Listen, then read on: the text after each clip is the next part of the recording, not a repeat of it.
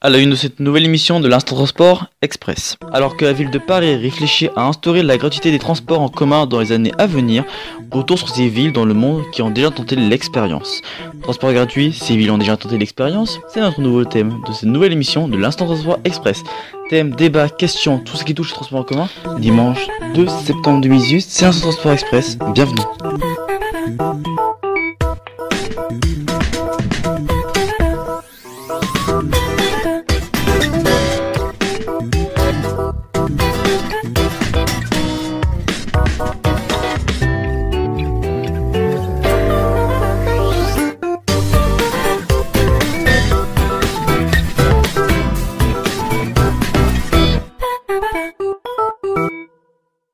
Bonjour à toutes et soyez les bienvenus dans ce nouveau numéro de l'Instant Transport Express sur France Radio.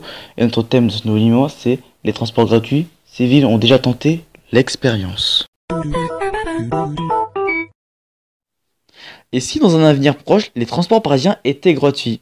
La question est sur la table depuis que le maire de Paris, Anne Hidalgo, a lancé en mars une étude sur la gratuité des transports en commun. L'idée est dans l'air du temps, alors que l'Estonie deviendra le 1er juillet le premier pays au monde à proposer un service de bus entièrement gratuit à l'échelle nationale. Le cas estonien le plus abouti servira sans doute de base à l'étude commandée par la ville de Paris. Mais la capitale peut aussi s'appuyer sur d'autres expériences plus ou moins couronnées de succès, ce que nous allons détailler ensemble. Tallinn, modèle unique. La mairie de Paris cite ainsi un exemple, la ville de Tallinn en Estonie, seule capitale au monde à disposer d'un réseau de transport en commun gratuit. La mesure est entrée en vigueur en 2013 et concerne uniquement les 440 000 habitants de la ville. Les habitants de la banlieue et les touristes ne sont donc pas concernés. Après 3 ans, Tallinn mettait en avant une hausse de la fréquentation de 8% et surtout des profits annuels de sa régie de transport de l'ordre de 20 millions d'euros. Comparaison limitée, une bonne santé budgétaire qui s'applique par le fonctionnement de la gratuité, financée par une ponction annuelle de 1000 euros, s'impose sur le revenu de chaque habitant. Or, entre 2013 et 2016, 25 000 personnes supplémentaires ont été aménagées à Tallinn, une source de revenus importante. Mais selon des études menées sur place, le nombre de voitures n'a pas diminué et le temps de trajet moyen a augmenté de quelques minutes, notamment car les habitants utilisent très peu le vélo. Reste que le gouvernement a jugé l'expérience assez satisfaisante pour instaurer en juillet la gratuité des bus dans toute l'Estonie. Si Tallinn est un exemple pour la mairie de Paris, la comparaison reste limitée. La capitale estonienne compte 5 fois moins d'habitants que la ville lumière et surtout, son réseau de transport se limite à une 70aine de lignes de bus et 4 lignes de tramway. Rien à voir avec les 14 lignes de métro parisien, les 5 lignes du RER, les bus en pagaille et le réseau transilien SNCF. Anne Hidalgo le reconnaît d'ailleurs sans peine. En effet, dans le pays en pointe sur cette question, comme le Brésil ou les États-Unis, ce sont principalement des villes de moins de 20 à 30 millions d'habitants qui sont concernées. Portland, 37 ans et plus de nouvelles. L'exemple de Tallinn est d'autant plus à nuancer que la plupart des tentatives d'instaurer la gratuité des transports en commun dans des grandes villes sont avérées plutôt infructueuse. La plus parlante est celle de Portland aux États-Unis.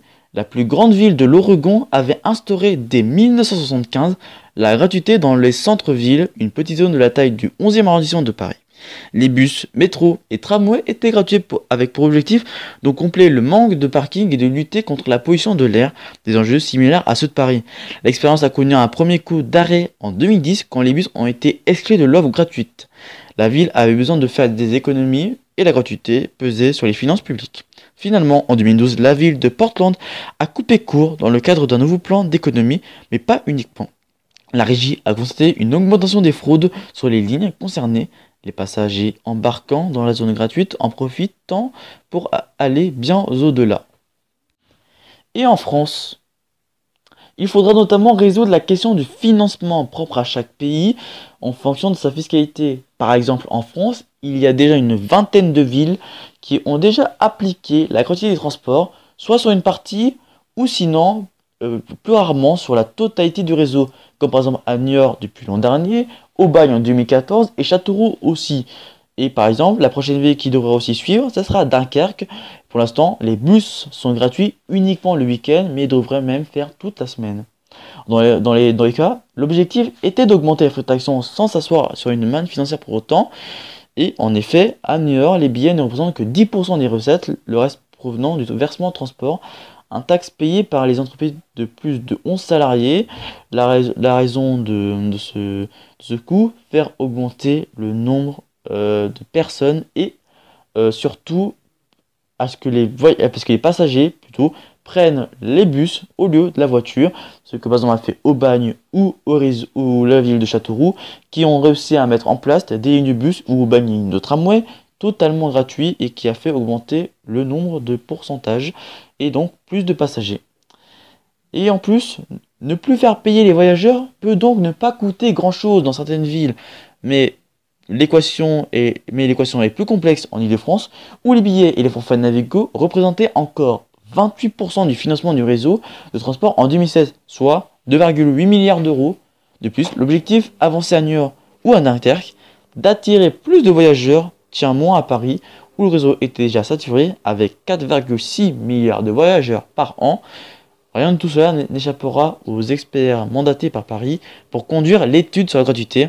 Reste à savoir ce qu'ils en tireront comme conclusion. C'est la fin de cette émission, merci à vous de nous avoir suivis. L'info continue sur notre site internet infotv.fr et sur notre compte Twitter groupe InfoTV. On peut aussi suivre notre deuxième site internet infotvloisirs.fr.nf. Prochain rendez-vous avec l'actualité, c'est samedi prochain à 18h pour le journal présenté par Léon Patron. Je vous retrouverai à 11h30 pour le journal radio dimanche prochain. Et la semaine prochaine, ce sera Media News. D'ici là, très bonne journée sur France Radio. La rediffusion sur votre TV, c'est demain et sur votre TV France ce soir. D'ici là, très bonne journée sur France Radio. Ciao.